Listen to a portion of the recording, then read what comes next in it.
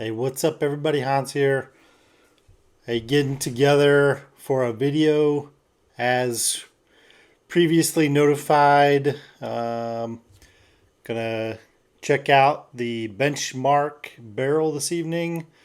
If you recall back to previous video, we loaded up the 2-liter bourbon barrel with benchmark top floor, a bottle of benchmark bonded, and a bottle of benchmark single barrel.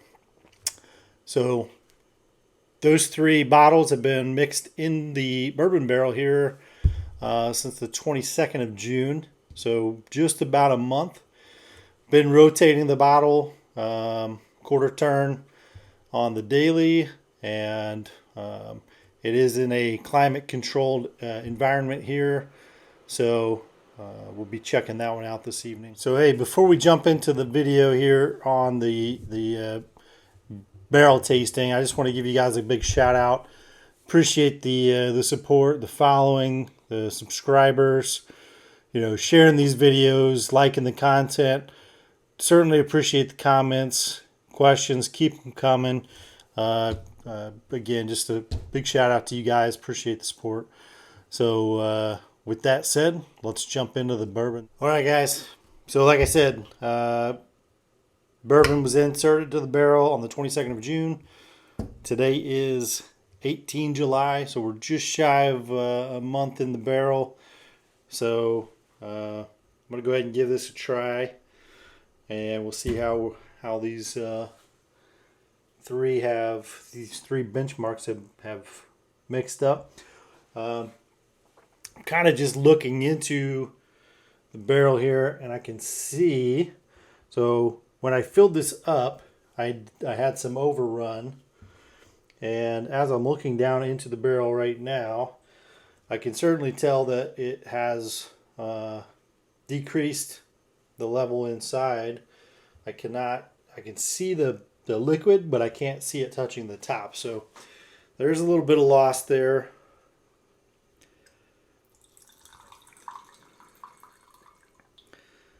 All right, so we've got our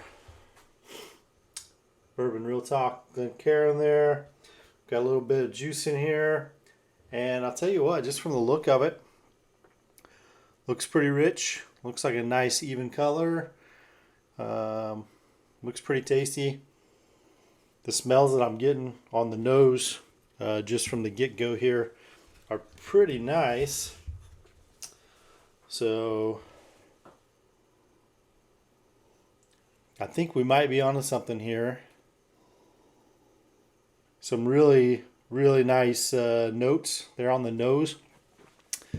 So again, kind of pulling the bottles here as a bit of a reminder what we've got going on here, right? So I'll start with the low proof here. We've got the top floor. Again, this one's an 86 proofer.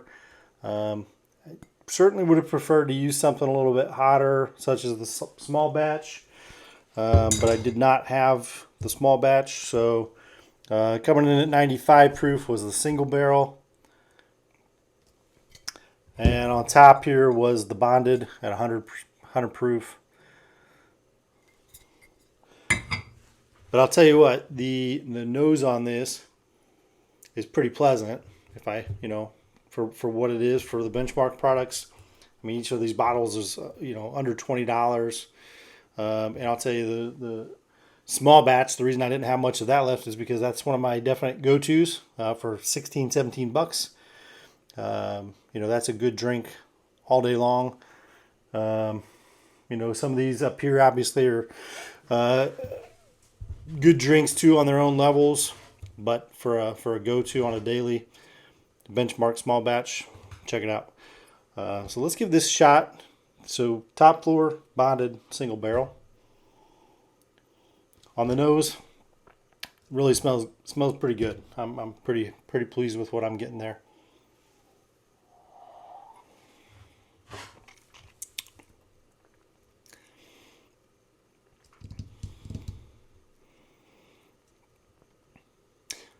I'll tell you what, I really enjoy the small batch. Single barrel bonded, I liked those. Top floor by itself, I wasn't a huge fan. So the mixture that's come out of this after being in the barrel for just under 30 days is really, really pretty awesome.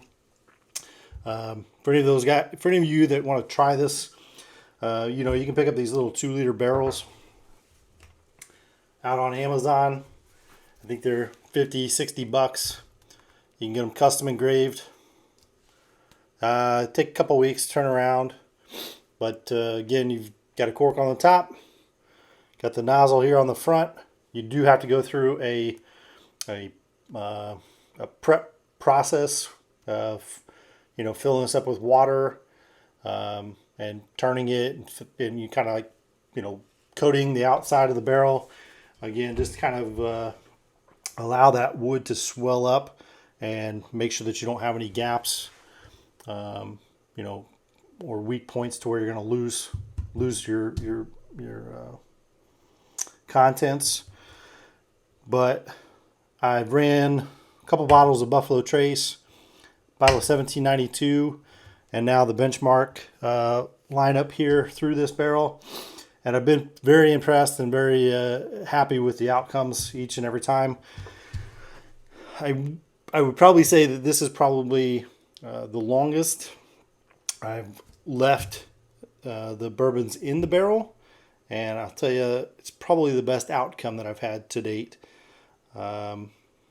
So again, give it a shot. Give Benchmark a shot. You know, try these separately to their own rights. Again, I would say my favorite of the lineup is the small batch, but this barrel mixture is on point, right? So check it out and let me know what your thoughts are. You know, do you think this barrel aging process and this you know, mixture of the different lines here, do you think that improves things? Do you have any experience with the barrel aging at home? Let me know your thoughts in the comment section down below. Let me know if you have any questions. I'll drop a link to the barrel that I used here, again off of Amazon. You know, check out the Benchmark product line. You can find those pretty regularly at most of liquor stores. I don't think you have any issue there. And again, you know, at the price point, it's hard to beat. Anyways, till next time, thanks for stopping by. Thanks for joining me as we check out the bourbon barrel. I am going to let this go ahead and go for another week and give it another shot. See how it's doing at that point. What I don't want is to let it get too far, get too much, I guess, oakiness out of it. It's really at a nice point now, but I'm going to go ahead and let it go for another week, and we'll try it again. And we may go ahead and dump it back into the barrels, or into the bottles rather, depending on the outputs from that. But thanks for stopping by. Again, appreciate everybody's support. If you haven't already, you know, consider subscribing to the channel. Smash that like button for me, and we'll catch you on the next one. See you guys.